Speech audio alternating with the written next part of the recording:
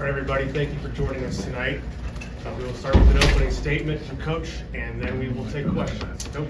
Yeah, well, obviously tonight was a very tough night for us. Give Illinois a lot of credit. I thought we ran into a buzzsaw tonight.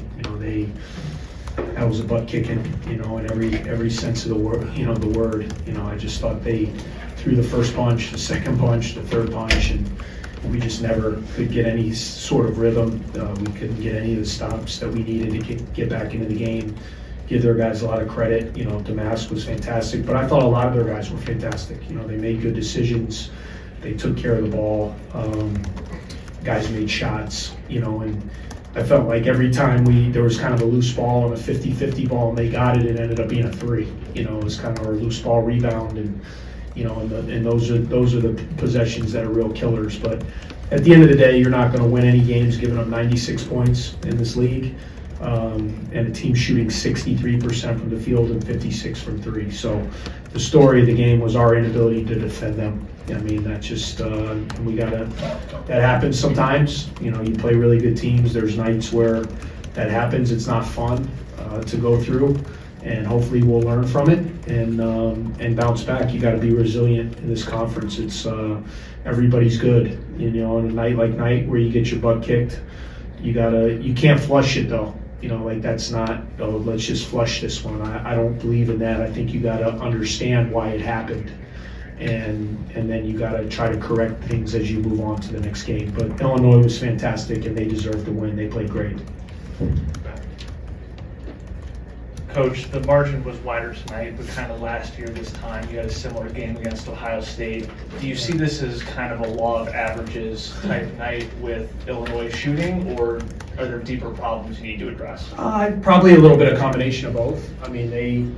It's one thing when you have some breakdowns and some miscommunication on some things, but then they still have to make the shots. So that's where the combination.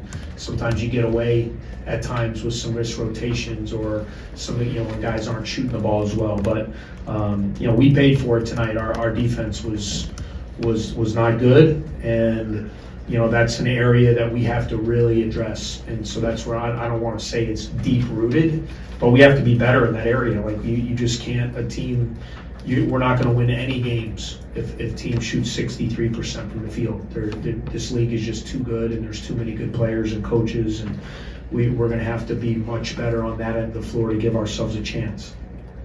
David? Coach, obviously with Illinois, there's a size advantage when you're playing 4 out and more on the small ball. How much do you have to change, not the defensive philosophy, but maybe some of the rotations and the switches in order to get some more favorable rotations where maybe Boo isn't in a post-up situation? Yeah, we tried this schematically. That's an action that they run a lot, with Damask, with Rogers, two bigger guys that like to back down and play off the wings. Very similar to what Pickett, it's funny, they play very similar to Penn State last year, that how they use Pickett, get the bigger guys, and it reminds me very similar of what Pickett would put you in, kind of those back down, I guess we call it booty ball around here, but that's how they play, and it's very effective, when you have big, strong guys and that can back you down and get to spots. And especially, they had size advantage, give them credit. They got deep on us, they got into the paint, they got into the post, and then it causes help situations, and then they made good decisions. Damask got fouled a lot, he scored, but then when he didn't, he and Rogers really found cutters. They really passed the ball well, and guys made shots, which made it really hard to guard.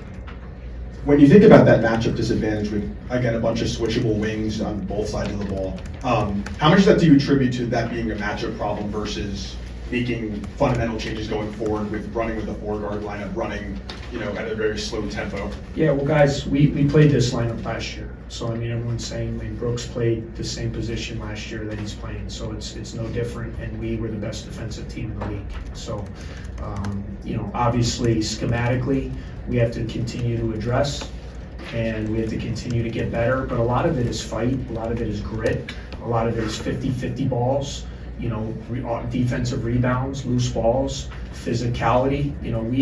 When we've been right defensively, even though we're a little bit undersized maybe with height, we have shown that we've played with some physicality, and we got they were much more physical than us tonight, you know, and that's why it was a dominant advantage. And so every team is different. I mean, what Illinois presents, it's going to be a different challenge in your next game. You know, like everybody's a little bit different with their personnel, a little bit different. I mean, we've played 2 games in the league. Like we played Purdue, you know, like obviously no one has what he has. Illinois plays a lot different than Purdue plays. You know, as we move forward to the next game, Michigan State's going to play different than Illinois plays. So with each game, that's kind of the scheme that you have to kind of figure out what's going to be effective. How do we use our personnel against what they're trying to do? And it's kind of then who goes out and plays well. Tonight, we got crushed, you know, and it was all because of what Illinois did, and give them credit for how they played. To front.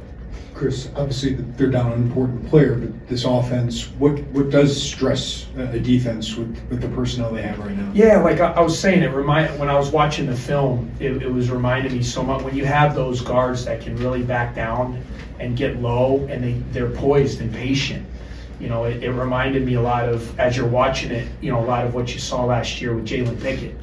You know, and then when guys shoot the ball so well, it's just different. You know, you don't see that a ton at our level to have those big, strong, and with Ryan, Shannon was doing it too. You used to have 3 guys, but now you still have 2 guys that are just really effective, you know, where they're getting in spots, and then they're causing where you got to help because they're too big and strong.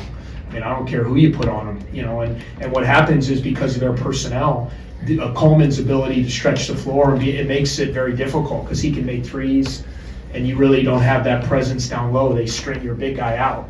And then what you saw, though, a couple teams have tried to take their centers in past games and put them on maybe Quincy or one of, and then they've taken it, and then Quincy gets 20-something points. You know, Tennessee tried to do that, and then he goes off. So that's what a good team does. You know, they put you in a bind with mismatches. Brad's doing a really good job kind of maximizing what their talent is and kind of what their strengths are. To me, that's what I've always thought. That's what effective coaching is. Okay, who do we have, and how do we make it work with those pieces? And they're doing a good job putting you in a lot of tough situations with their offense. Time for a couple more, Matt. Coach, Ryan Langborg kind of looked out of sorts tonight. Yeah. Season low in points, second fewest minutes. Is he 100%, and what kind of led to those lows tonight? Yeah, I just thought he had a tough night. You know, I just thought he had a tough night. You know, he's healthy, he's fine. It just happens. You know, I know Ryan. He's a veteran guy. He's gonna bounce back. Just never was quite able to get anything going on either end tonight. And then the game got out of hand, you know, when you get to the last 8 minutes, and, you know, you got to think of the long term too. You know, we got another game coming up this week. It was very apparent there the last 7-8 minutes we weren't going to win. And so you got to be careful. That's why I didn't put Boo back in the game. There was no reason to. You know, we got to bounce back, and we got to get ready for our next one. And I'm confident that Ryan will do that. You've talked about kind of having that same 4-guard system. Do you see the same defensive potential with, again, you're returning basically 4 or 5 starters, but Ryan's replacing Chase. Do you see the same defensive potential in the team with that replacement? I do. I think I've seen it in stretches. You know, I mean, we've had very good, you know, we went out to Arizona and held Arizona State to 46 points. And we were physical and aggressive and really, you know, and I'm not saying Arizona State's the team that Illinois is. I mean, Illinois obviously being a top 10 team, but we have shown that schematically, when we're in the right spots, when we have the right attitude, when we have the right mentality, and when we're dialed in, that we can be a solid defensive team. Obviously, when you take the defensive player of the year off the floor, you know, you're going to miss some of that, his ability to get steals, his ability to guard guys one-on-one.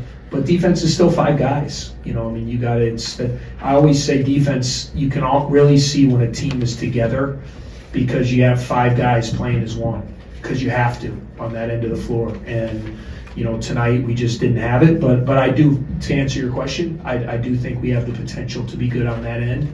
And it's up to us as coaches and to figure out how to get that out of our guys, because that's going to be how we're going to be successful. I mean, we're not going to score 90 every game. We're not wired to do that.